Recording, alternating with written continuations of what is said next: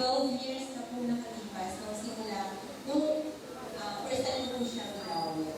Pero every time na may mga blessings na receive, positive or negative po, ito yung lagi po inaawin.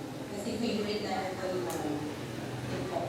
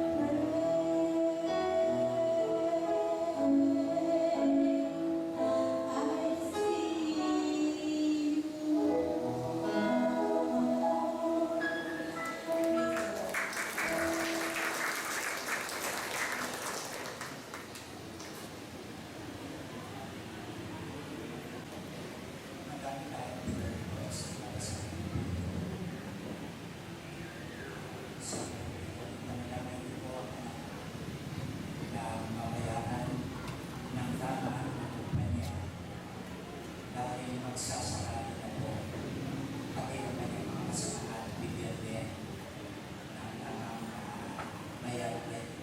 bayaran na bigyan ng magandang trabaho ang anak ko. Naguluhan sa prayer.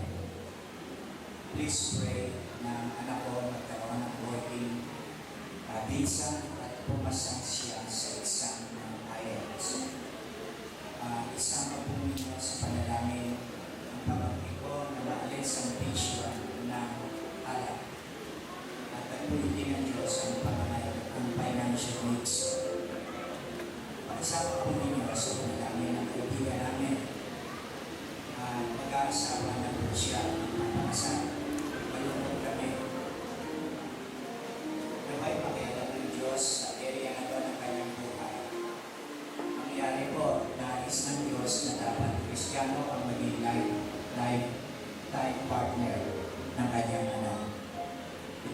sabi, pag-isama po sa prayer na patuloy na tumalik ng bayaw ko sa kanyang pagkakaastro.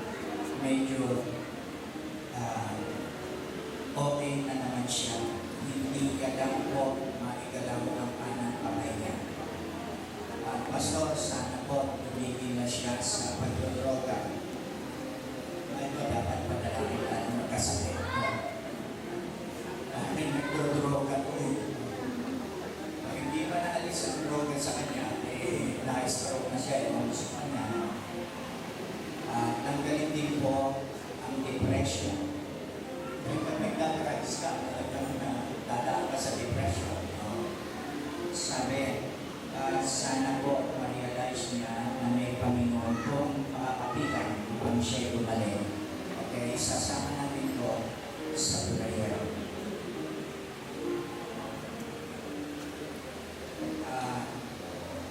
Ito puro pasasalamat na. So, yun po ang prayer request natin. Working visa, pasa sa IELTS, maalis ang bisyo ng alak, tagpuin ang pangangailangan pinansyal, kung kanyang anak, bayaran, mga kasamahan niya, bayaran ng kumpanya, ng tamang separation pay, at magkaroon sila ng panibagong trabaho. Ito naman ay tulungan siya ng Diyos kasi mag-aasawa siya na hindi niya kapananampalataya. Papasok ito sa napakalamig sakit ng ulo pagka nag-asawa ka ng di mo kapananampalataya.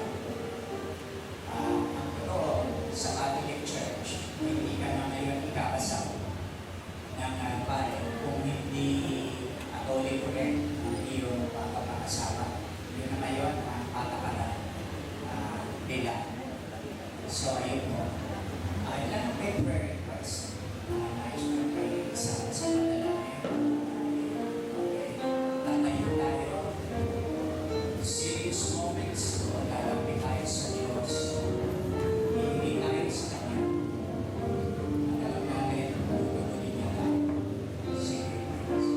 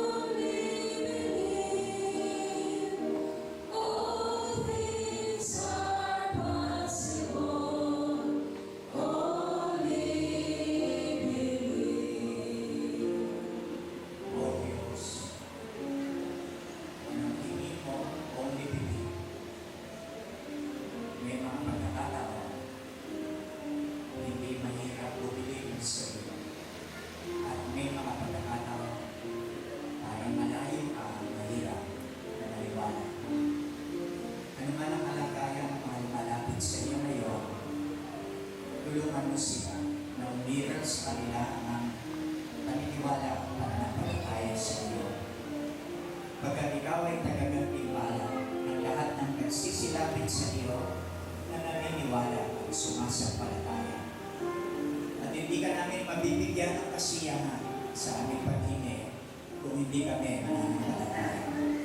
Kaya tulungan mo, O Diyos, yung mga kinakapos at hindi makasampalataya. Pinadalangin namin sa iyo, O Diyos, itong mga kahilingan na sinulat ng mga anak mo. Tulungan mo yung kumukuha ng working-based visa. Gawin mong magtagumpay siya, pati doon sa exam na tinatawag na IELTS. Tulungan mo itong nagbibisyo ng anak. Alisin mo po ito sa buhay niya. Tulungan mo siya na ma-realize pinag-wisyo ng alak ang kanyang pagkatao, ang kanyang pamilya, ang kinabukasan niya. Kaya tulungan mo siya, O Diyos. Makonvince siya sa ginagawa niya at lumapit sa iyo. Pinadalangin namin ang financial needs ng prayer na nagre-request nito. Tulungan mo rin siya sa kanyang pangangailangan sa pananalapi. At At o Diyos, magsasara ang isang kapatid. At naroon ang isang anak, pati ang mga kasama niya. Huwag nawa silang takbuhan itong kumpanyang ito, kundi bayaran sila ng maraka at matanggap nila yung nahuhuon na pay sa kanila. At o Diyos, sa paghahanap nila ng trabaho, igayad mo sila para makakuha sila ng panibagong trabaho. Dinadalangin namin itong kapatid na lalaking ito na papasok sa isang pag-aasawa na hindi inaayunan ng iyong salita. Kapag ka sa kanya at sa kanyang mapapangasawa, magkaisa naman sila sa pananampalataya sa iyo. At o Diyos, dinadalangin namin itong anak na kinakailangan pumunta sa Middle East. Dinadalangin namin na makarating siya roon at makuha ulit siya, magkaroon siya ng trabaho. At o Diyos, itong na-stroke. At hanggang ngayon ay hiling pa rin siya sa drugs. Mahabag ka sa kanyang kalagayan. Sapagkat iyan na lalong sasahod ang kanyang kalagayan. Pag hindi niya tinigilan yung mas masahod kaysa stroke, ang paggamit ng drugs. Tulungan mo siya, tama yung request na ma-realize niya ang kanyang ginagawa at siya'y lumapit talaga sa iyo at makalaya siya sa kapangyarihan, sa pagkabihag sa drugs. At o Panginoon, marahil ganun din ang mga naghahilanan ng pagtataas ng kamay ng mga anak mo. Nalalaman mo ang mga financial needs nila, tulungan mo sila, pagkalooban mo sila, para nang sa ganon ay meron sila para tagpuin ang mga pangangailangan at babayarin sa aming pang-araw-araw na pamumuhay. Yung mga may karamdaman na nagtaas ng kamay, o Diyos, sa sandaling ito, hipuin mo sila. At sa panahon ng communion service, pagtanggap nila ng tinapay, ay lumaling sila sa kanilang karamdaman. Dinadalangin namin yung mga may suliranin personal sa kanilang tahanan, ang mga mag-asawa, ang mga magpagulang, o Panginoon, ipagayon ang panahon. Ang Diablo ay double time na nagbubuhos ng kanyang masamang spirito.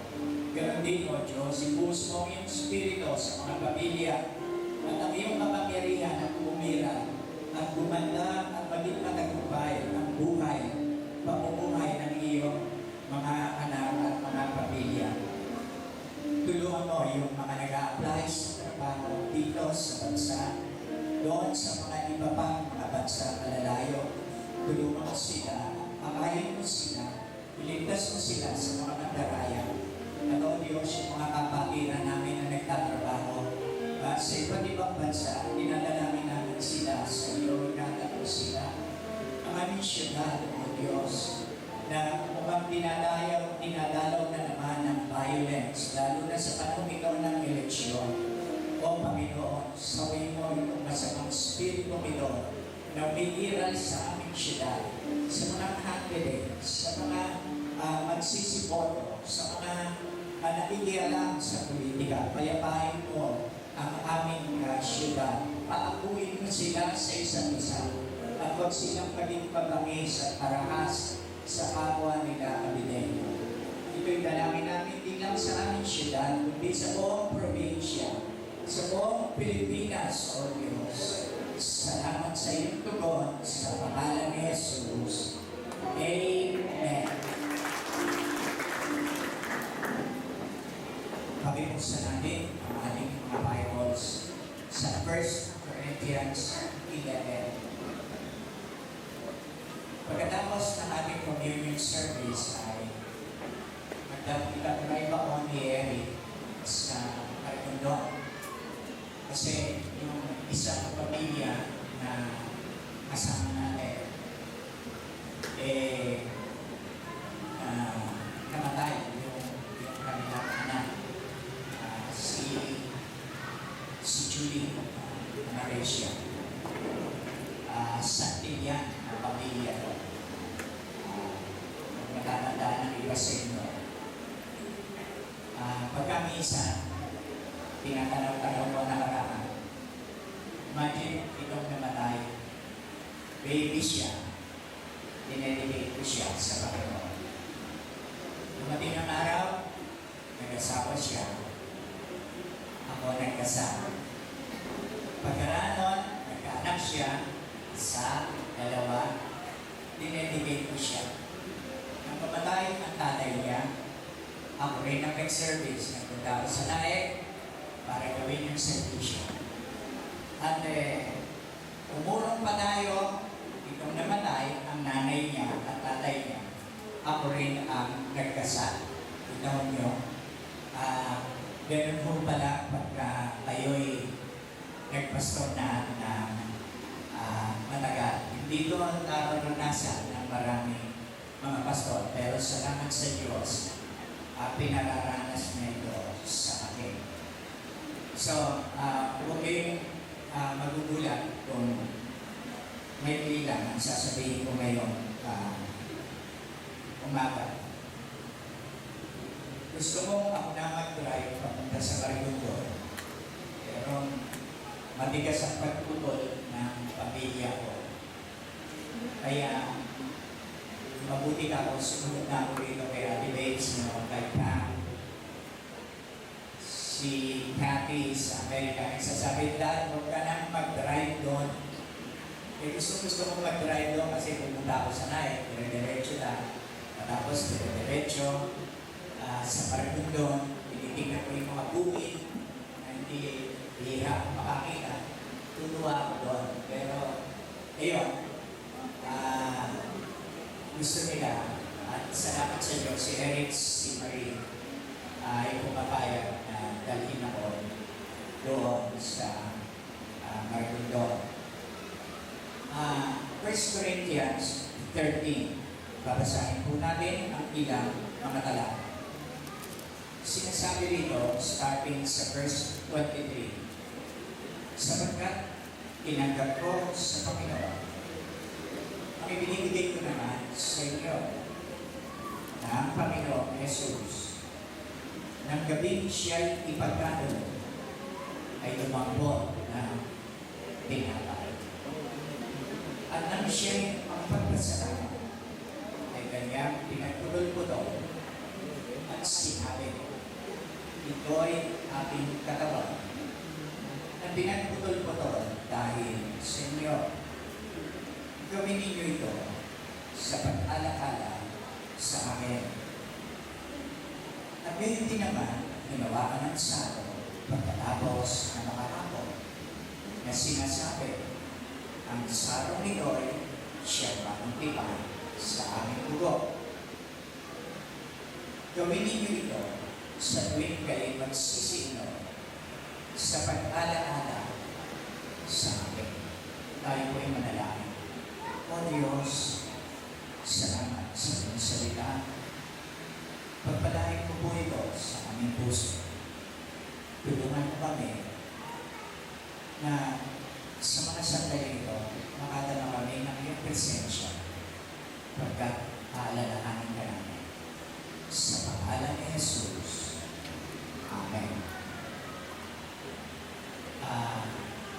Alam niyo na ang pagsisimula ng tinatawag namin communion ay isa sa pinakahuling akto ni Jesus bago siya mapako sa krus, bago siya patayin ng mga Romans.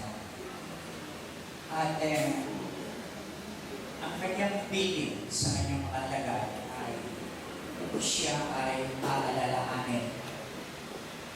At naging specific siya. Hindi niya sinabing kayo ko ng estado. Hindi niya sinabi na i-paint ninyo ako. O gumawa kayo ng isang buo o isang building para i-memorialize ako. Hindi po yun. Siya, ginawa niya ay kumuha siya ng tinapay. Ang isang pangkaraniwang tinapay. Bagamat ito ay hindi katulad ng pang-araw-araw na tinapay ng mga Hudyo. Ito ay tinapay na walang levadura. Walang leaven. Kasi ang leaven, ang levadura, Pag inihalo ninyo sa minasang wheat o flour, ito ay nagbibigay ng daya, nag-i-expand, namamaga yung masa. Kaya ito, nakakabili ka ng ganun malaking pandesal, pero pagka ginanon mo, ganun lang kalaki. So, ang libadura ay nagpapahayag, nagsusyo, nagpapakita ng daya, ng hypocrisy, ng pagkukunwari. Kunyari, ang nakalaki na ibibigay sa iyo pagkain, pero wala yun eh. Kaya yung tinapay ay walang libadura. At sabi ni Jesus, siya yung bread which came down from heaven. Siya yung bread na bumaba mula sa langit at dito sa lupa. Kaya kumuha siya ng bread at sinabi niya, ito ang aking katawan. Pag inaalala niyo ako at ang aking katawan, kumuha kayo ng tinapay. Pag inaalala ninyo ang pagkakaalay ko at pagkakabuo ng aking mahal na dugo, kukuha kayo ng katas ng ubas at ito ang inyo iinumin para alalahanin ako. So ngayong umaga, inaalala namin si Jesus. Ang pagkaalaala, ang maalala ay nagkakaroon ng reaksyon tayo, ng emotional na reaksyon. Reaksyon ng pagkatuwa, reaksyon ng pagkalungkot. Yung isang araw, ine-escort ako ni Mimi. May bibilhin kami. At ang kanyang nanay ay kumakain na kasama lola niya. Dala-dala namin yung kanyang pagkain. Hindi kami makarating-rating sa pupuntahan namin na pinarorowanan ng nanay niya. Kasi lagi kaming nakakaharap. May mga nakakakilala sa akin. At sabi ni Mimi, when will people stop recognizing you? Sabi ko sa kanya, lagyan mo ko ng bigote. Lagyan mo ng konting buhok yung bilog ko, baka bibiro ko siya. Nagbibiroan kami. Ngayon, kaya ko itong invite ko sa inyo, merong mag-asawa na binati ako. Tapos sabi sa akin, Pastor, naaalala niyo kami. Naaalala niyo kami. Talaga naman, kahit anong gawin kong pagpupay roon sa aking alaala, nahihiyak na ako. Hindi ko maalala. Sa tingin ko, dapat na huwag kong makalimutan itong pag-asawa ito. Pero ngayon, di ko sila maalala. Finally, sabi nila, ako po, Pastor, si ganito. At siya po, si ganon, ang asawa niya. Kayo po ang nagkasal sa amin doon sa ganong lugar. Hindi ko pa rin maalala. Ang totoo, medyo nininervyos ako. Ba't ako nininervyos? Kasi may mga ganitong racket na sasabihin ganito, gano'n, kilala nila ako. At pagka sumang-ayon na ako, Pastor, bigyan niyo naman ako ng 500 pesos. Bibigla ko kami ngayon. Nauonsi ako, naluloko ko. So ayun, talagang nalulungkot yung mag-asawa. Meron pa mang pagkakataon na hindi ko maalala, naalala ng tao, dinukot yung wallet, ipinakita sa akin yung litrato. Oo. Ayun na, naroon ako sa gitna nila. Ako nagkasal sa kanila. Hindi ko na sila makilala. Bakit? Eh kasi ito yung lalaki, hindi mo na mayayapos. At tapat nyo na. At yun namang babae, hindi ko rin makilala. Kasi nagtaritoke na. Kaya hindi ko makilala. Pero ayun ang ebidensya. May litrato sila. Tayo'y binigyan ni Jesus ng ebidensya. Tinapay. Sabi niya, sa pamamagitan nito, alalahanin niyo ako. Gawin niyo lagi para huwag niyo akong malikot. Pero alam niyo sa kabilang dako, pag nakilala ko, pagkaraan ng maraming taon, ang sabi sa akin, Pastor, talagang wala kayong bukas. Hanggang ngayon, natatandaan niyo kami after 25 years. So naroon lungkot at gala. Ang Panginoon ay nalulungkot pag hindi natin siya naaalala. Pero sa kabilang dako, nagagalak siya, tuwan-tuwa siya pag naaalala natin siya. So ngayong umaga, aalalahanin natin siya sa pamamagitan ng tinapay at ng katas ng ubas.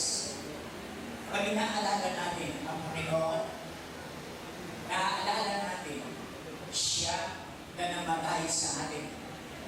Nalulungkot tayo dahil nagkasala tayo. Sumama tayo, lumayo tayo, naligaw tayo. Pero salamat sapagkat si Jesus ay naparito. Hindi niya tayo pinabayaan patungo sa kapahamakan. Pinuntahan niya tayo, sinadya niya tayo. Ipinanganak siya sa kalagitnaan natin. Kaya ngayong umaga, inaalala natin si Jesus. Inaalala natin ang aming Panginoon. Inaalala natin ang aming tagapagligtas. Inaalala natin siya na nagpapatawad sa lahat ng aming mga kasalanan. Inaalala rin natin si Jesus na siya nagpapagaling sa lahat ng aming mga karamdaman.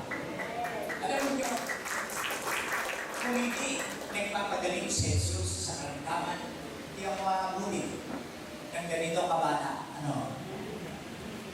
Kasi sabi niyo, bakit naman yung salitang matanda eh. Ako hindi ako napapamitan. I'm proud. I have grown old. Ilang sa inyo, proud kayo, you have grown old. Oh, proud kayo. Amen. Ang mga taon ay putong ng Diyos sa buhay natin. Di ako aabutin ng ganitong edad kung hindi meron tayong Diyos na nagpapagaling sa lahat ng karamdaman. Lalo na ngayon, delikado na masusugatan ako. At nakita ko na ang dulo ng sugat sa tingin. Nakita ko, at ka napabayaan konti na infeksyon, putol. No. Lapla. Ito mangyayari. Tanongin niyo sa iba. Ang Diyos nagpapagaling kahit galos. Amen. Nakikita ko ng bumulan, gago to. Pag pipray ko, sasabihin ko, Diyos, kasama to sa pamalalay mo na pinagaling mo kami, pinagaling mo ako, at nangyayari, natutuyo ito, pinagagaling tayo ng Diyos. Kaya sa atin, nagkaroon tayo ng cancer, ito, buhay tayo, pinagaling tayo ng Diyos. Ang iba sa atin, ngayong aning na agad sa buhay, tinatanong ako ito sa araw ni Vicky, that what is terminal illness? Ano raw yung terminal illness? Kapag Vicky, ganito yan, pagka may sakit ka, at sabi ng doktor, mabubuhay ka na lang ng 2 buwan, ay yung terminal ng sickness yan.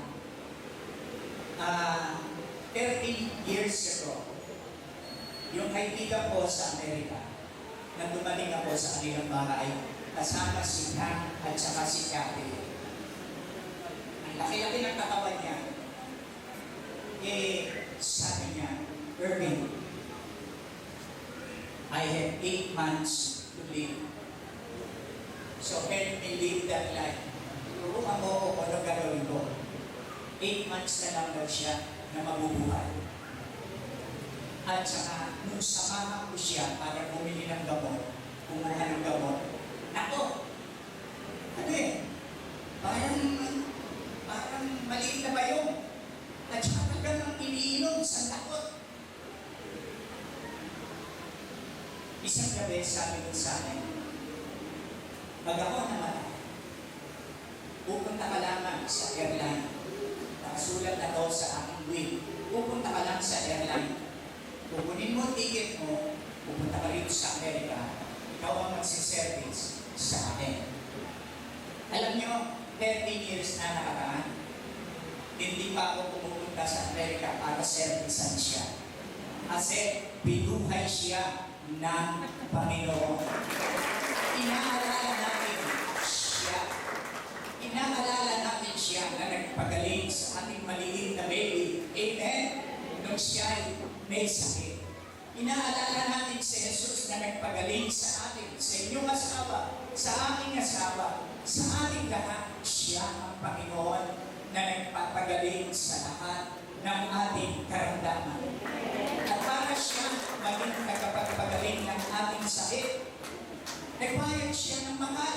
Kasi ang sabi ng Biblia, sa pamamagitan ng kanyang mga latay, nagsigaling tayo.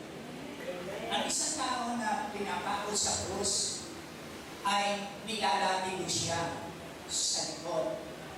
At ang pamalo ay sa dulo, merong matilos na bahal. Kaya, yung mga Romans, pag hinataw yung likod, bago ipako sa krus, hindi lang ito naglalatay, kundi yung bahal na yun, kumakain pa ng laman. Ganon ang pinagbayaran ni Jesus. Para na sa ganon, hindi lang niya tayo mailigtas sa ating pagkakasala, kundi para rin pagalingin tayo sa lahat ng ating karamdaman. Kaya maniwala tayo sa Kanya, manalig tayo sa Kanya. Siya nagpapagaling sa lahat ng ating karamdaman. May instances na hindi mo mapuntahan ang may sakit. Sasabihin ko, okay, ngayon sa telepono, mag-pray tayo. Please, ilay hands mo yung iyong may sakit na mahal sa buhay. At mag-pray ako. Sumang-ayon ka sa pag-pray ko. At alam mo ninyo, kinabukasan, ayun, tumawag na. Magaling na ho, inilipat na po ng ICU tungo sa recovery room.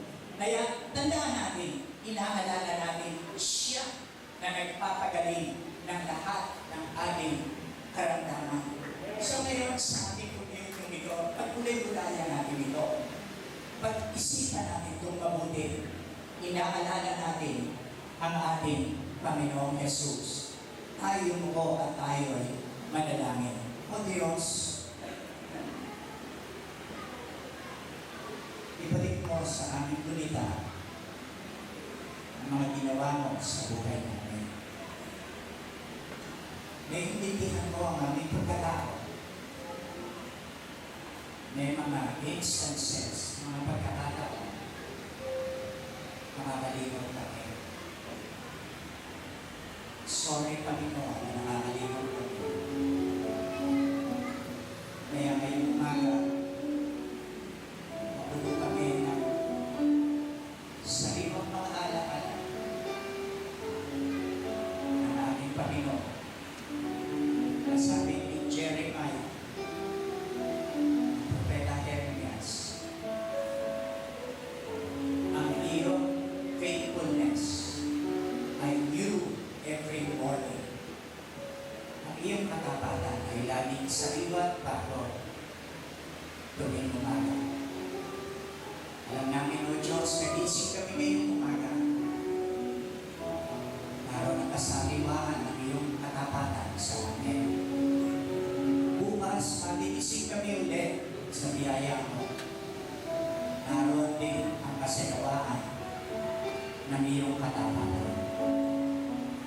Diyos,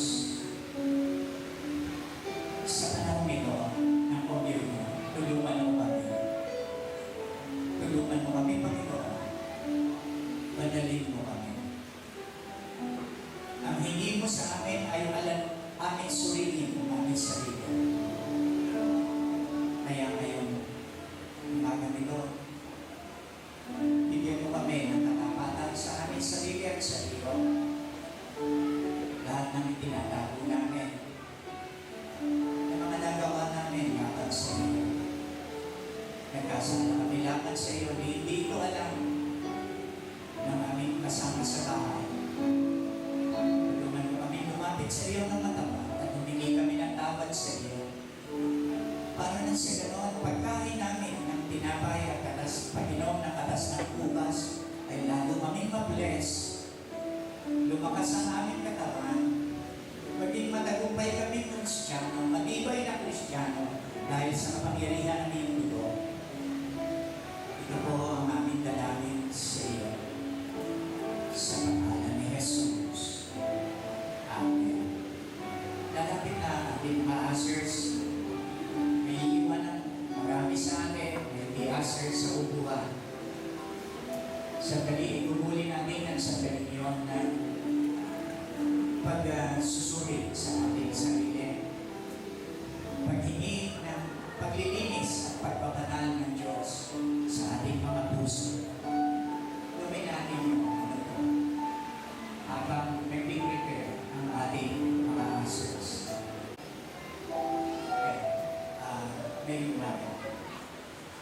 Naalala ko lang 50 years ago, nag-start ako ng church dito sa Manila. Yung communion na lalagyan ng grape juice. Maliit lang yung ginagamit ko lalagyan. Hindi pa maubos. Sobra ng maraming communion cups. Pero dumating ang araw, bibili na tayo ng ikalawang tray, ikatlong tray, hanggang sa dumating. Ganun ang Diyos. Ganun si Jesus. Tinawag niya ang mga tao dito sa Cavite para lumapit sa atin. At salamat sa Diyos. Pero ngayon, narito tayo ngayon. Tayo ay sama-sama nag-aalala kay Jesus. So tumayo na tayo ngayon at tayo ay mananalangin. O Panginoong Jesus, salamat sa iyo. Salamat sa iyo sapagkat ikaw ay si Jesus. Makapangyarihan ka sa lahat, pero punong-puno ka ng pag-ibig sa amin. Ang kapangyarihan mo ay hindi mo ginagamit para piliin kami, pipitin kami, kundi ginagamit mo daw para tulungan kami. Inaakay mo kami sa pamamagitan ng pag-ibig. Kaya maraming salamat sa iyo. Ikaw na nagpatawad ng lahat ng ating mga kasalanan at nagpagaling sa aming mga maramdaman. O Jesus, maraming salamat sa iyo. Maraming salamat sa iyo. Kakainin namin ang tinapay na simbolo ng iyong katawan. Ang marami sa amin ay malalakas at malulusog. Pero merong ilan na mahihina. May karamdaman. May nag-iidat na. O Diyos, nawa ang bisa ng iyong pagkakaroon at pagtataglay ng latay sa iyong likuran. Ang bisa noon ay tumalab sa mga mahihina, sa mga may sakit na narito. At doon sa walang sakit ay magbigay sa kanila ng patuloy na lakas at kalusugan para maglingkod sa iyo at sa pamilya. At o Diyos, sa Panginoon namin ang katas ng ubas, maraming salamat sapagkat nilalarawan ito ang iyong mahal na dugo na bumabanal sa amin, na naguhugas sa lahat ng aming kasalanan. Kaya salamat po sa iyo. salamat po sa iyo, sa iyong pangalan. Nang siya ay makapagpasalamat, kinuha niya ang tinapay. At pagkarang pagputol-putulin ito, sinabi niya, kunin ninyo ito, kainin ninyo sa pag-aalaala sa amin, kainin po natin.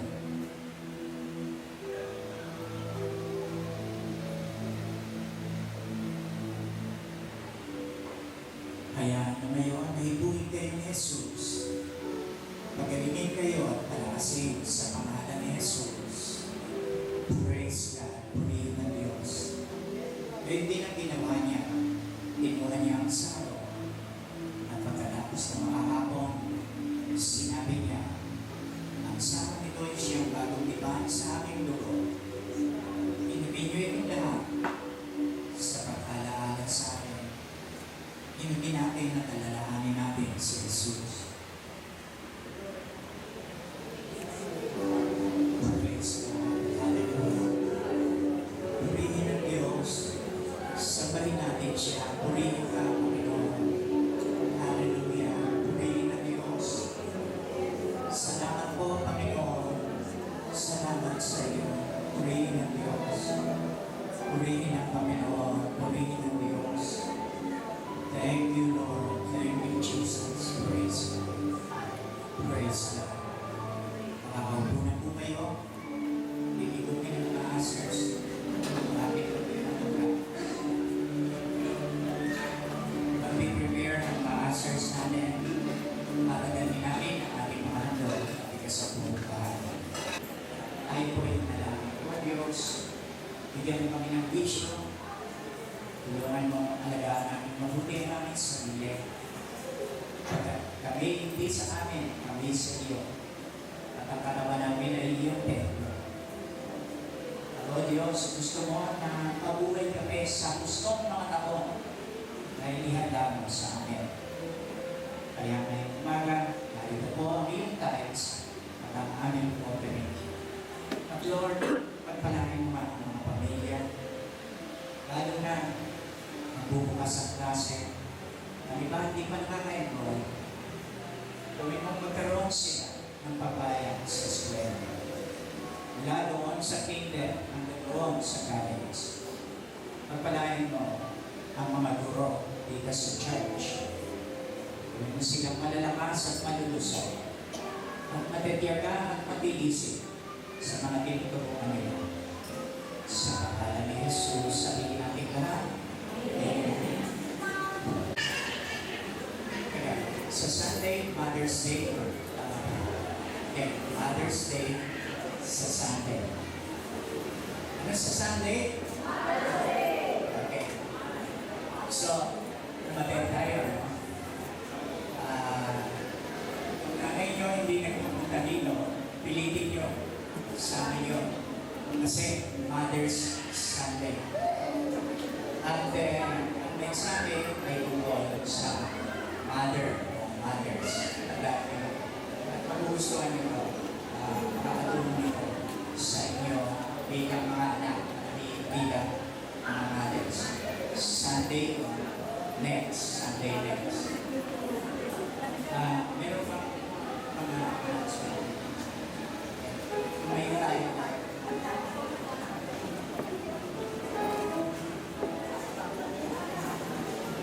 Medyo maaga pa, alas 11 sa Rio School. Pagkatapos ko mag-pray, kabayaan nyo ang magkakos sa labas ng pati ko kayo. At gusto nyo, naiwan mo na kahit 15 minutes, makipagbagay kayo sa inyong kaibigan. At kayo na hindi kilala rito, magpakilala kayo, magpagkaibigan tayo, nagkakakilanlan tayo. Pwede tayo, kaya kagaling ng heritage. Ang walang hanggang pag-ibig ng Diyos. Ang biyaya at pagliligtas ni Jesus. Ang maliwan pakikisama ng Espiritu ng Diyos ay sumayin ng lahat. Amen.